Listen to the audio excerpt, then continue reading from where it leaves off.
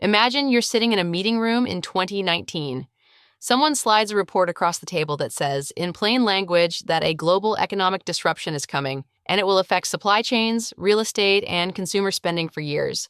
You read it, nod, and then go home and buy a new car on financing because the monthly payment seemed manageable. That's not a hypothetical. That's basically what happened to millions of people.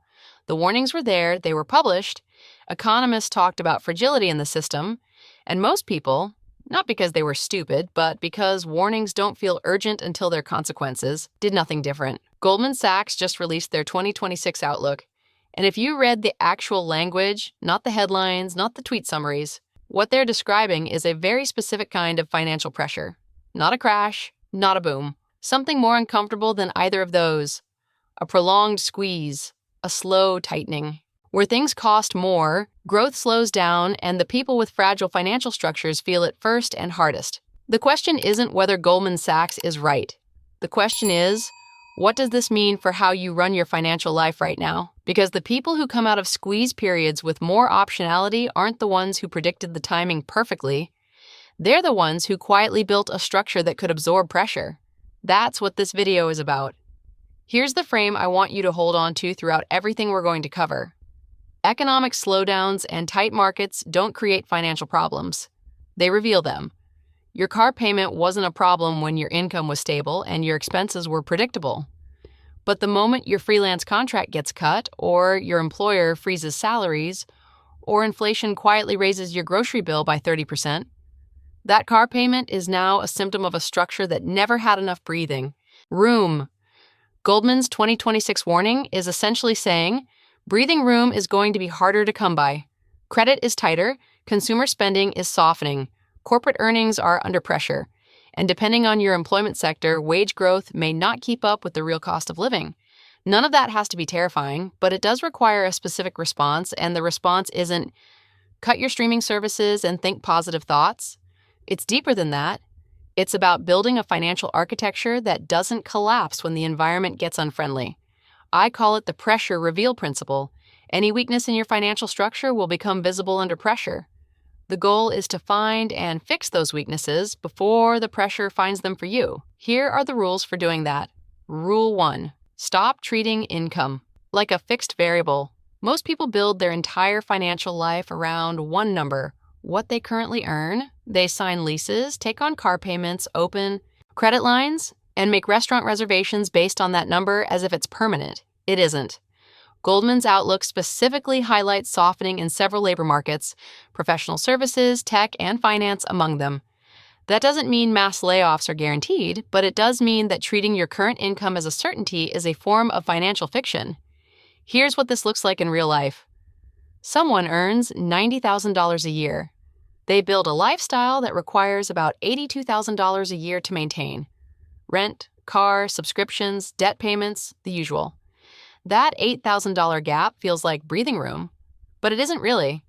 Because the moment that income drops 15%, the structure doesn't just get tight, it breaks. What to do instead? Build your baseline life around 70 to 75% of your current income. Not as punishment, but as design. The gap between what you earn and what your life requires is not savings. It's your margin of survival. The wider it is, the more options you have when the environment changes. If you ignore this, the consequence is that you're always one income disruption away from a decision you didn't want to make. Selling the car, moving back in with family, or taking a job you don't want because you need it. Here's what most people miss. The problem isn't spending. The problem is spending that creates ongoing obligations. One-time expenses are manageable. Recurring commitments are the architecture of your financial life. Goldman's warning isn't really about whether you buy a coffee.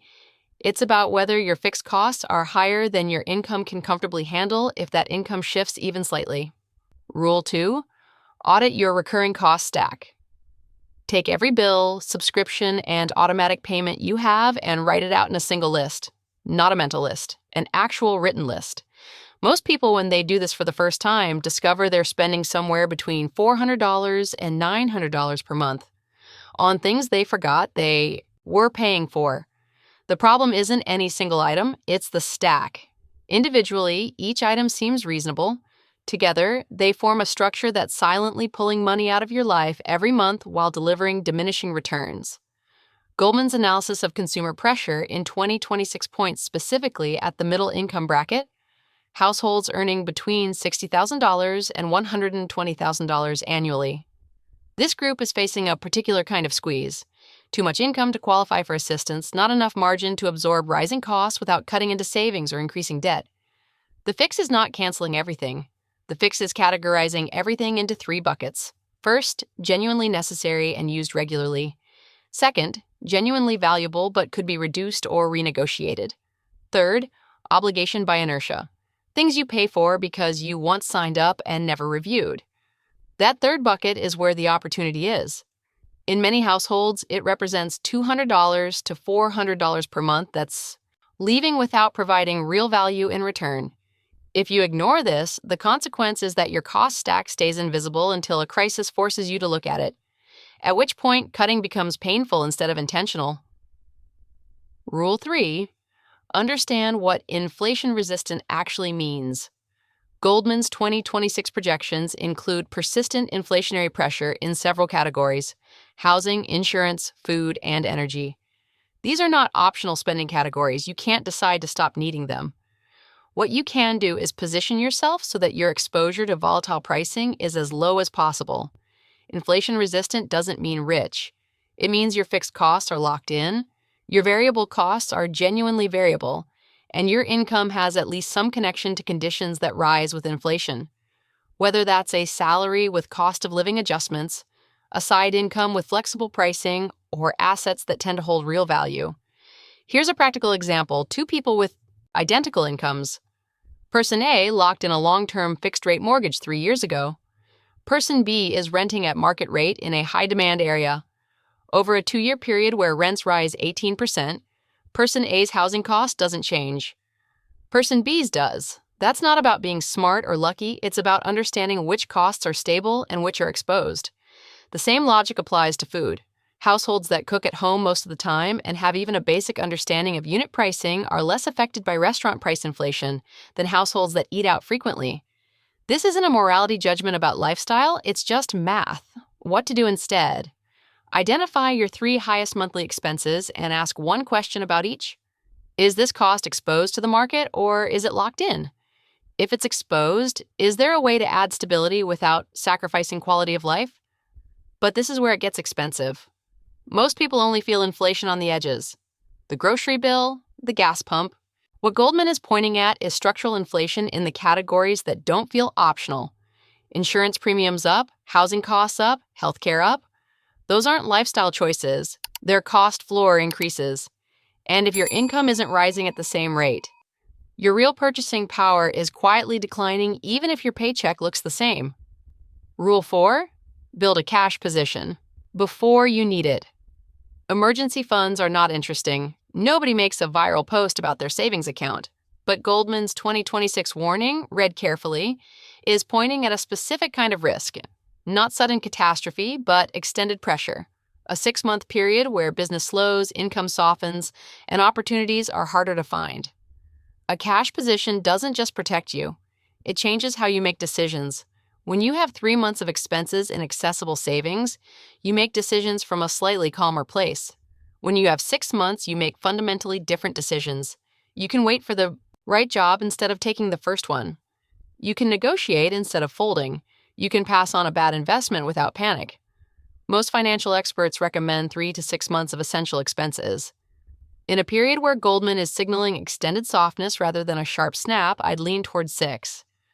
Not 6 months of your full lifestyle spending, 6 months of the essentials: rent or mortgage, utilities, food, insurance, minimum debt payments. That number is often 40 to 60% lower than people expect. The consequence of ignoring this is that when pressure arrives, cash is exactly what you don't have and exactly what you need. And raising cash under pressure, selling assets, borrowing, liquidating investments at low points, costs more than raising it calmly in advance. Now watch what happens next. Here's the interesting part. Cash position and income diversification aren't just defensive strategies. In slow market periods, they're offensive ones. When prices soften, when distressed sellers appear, When good businesses need capital, the people who are liquid are the ones who can act. The squeeze that punishes the financially fragile is the same environment that rewards the financially prepared. Rule 5. Separate wants from identity. This is where behavioral psychology enters the room. A significant portion of consumer spending isn't about utility. It's about signaling to yourself and to others who you are and what kind of life you're living. The car you drive, the neighborhood you live in, the clothes you buy, the restaurants you're seen at. None of this is inherently wrong, but it becomes dangerous when the spending required to maintain the signal outpaces your ability to build actual financial security. Goldman's 2026 data on consumer behavior shows something specific. Even as consumer confidence softens, spending on visible status goods remains elevated relative to savings rates in the middle income bracket. People are cutting savings before they cut the appearance of success. This is a psychological pattern, not a moral failure. We are wired to protect our social identity. The problem is that social identity is not an asset. It doesn't compound. It doesn't provide options. And in a tight market, it can silently drain the resources that would otherwise give you real freedom. The question to ask about any significant purchase is not, can I afford this?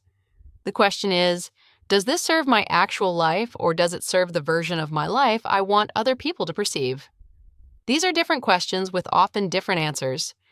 Getting honest about the distinction is one of the highest leverage financial moves available to anyone at any income level. Rule 6. Treat debt service as a risk variable.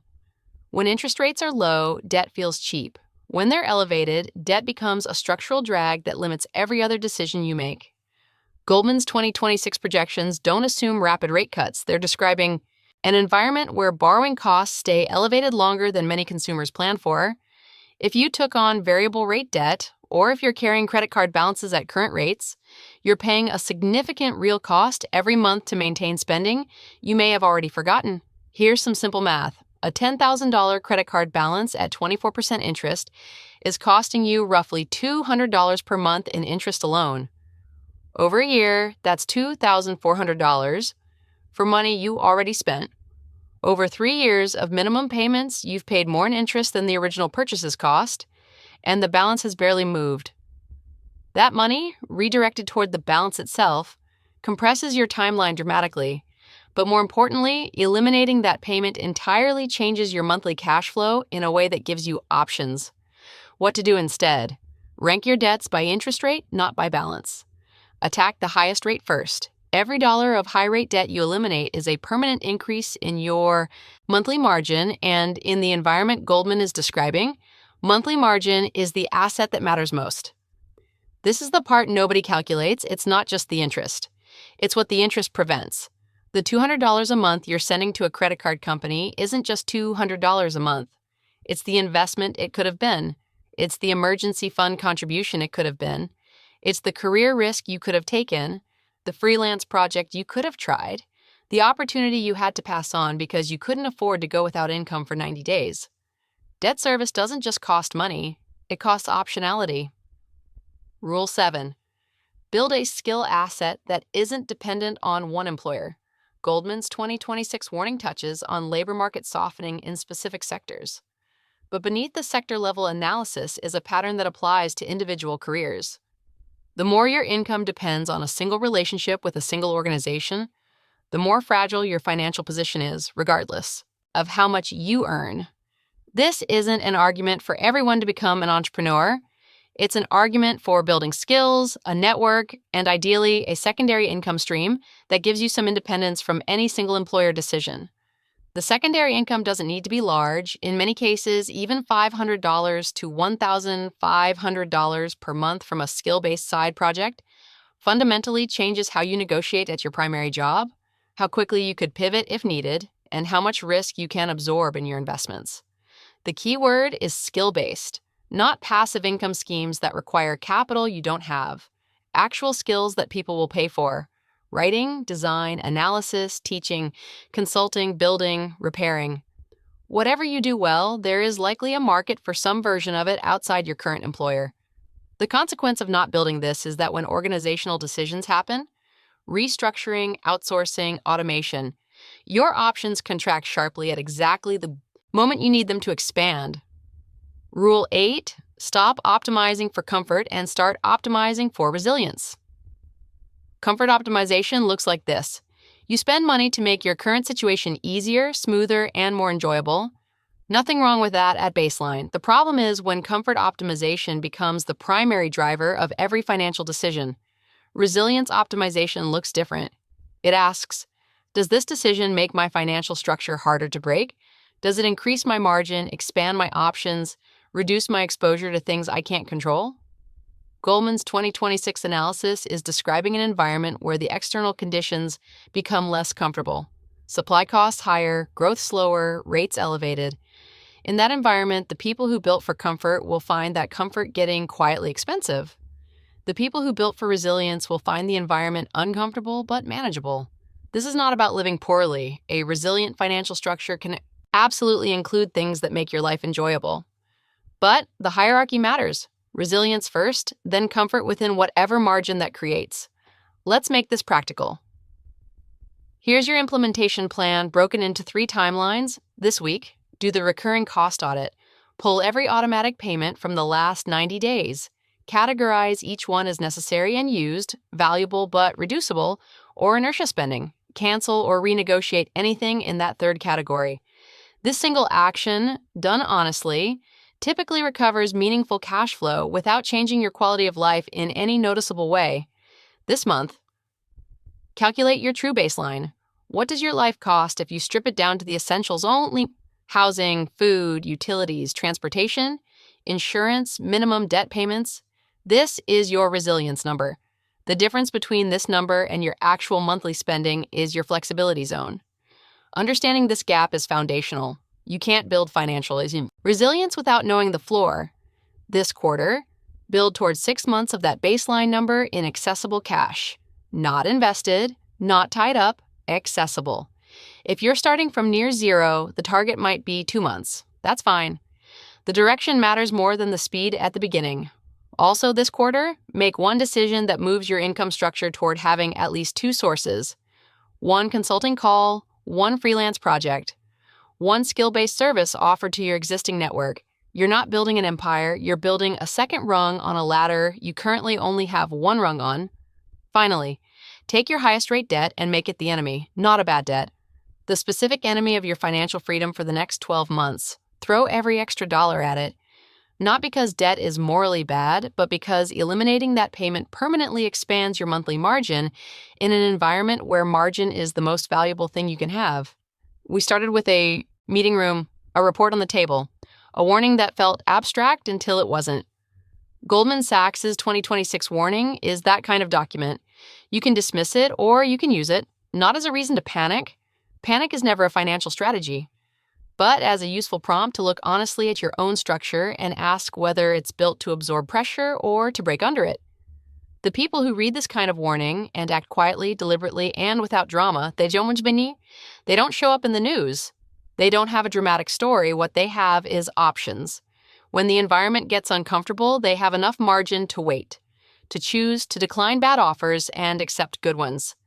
They have the thing that money is actually for, freedom from being forced into decisions you wouldn't otherwise make.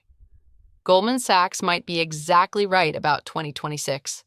They might be partially right. They might be wrong in ways nobody will know until it's over. But the financial structure they're implicitly recommending, liquid, low obligation, skill diverse, low debt, high margin, that structure isn't useful only when the economy softens. It's the structure that works in every environment. The warning isn't really about Goldman Sachs. It's about the gap between the financial life you're living and the one that could actually weather anything. Build toward that one. Start this week.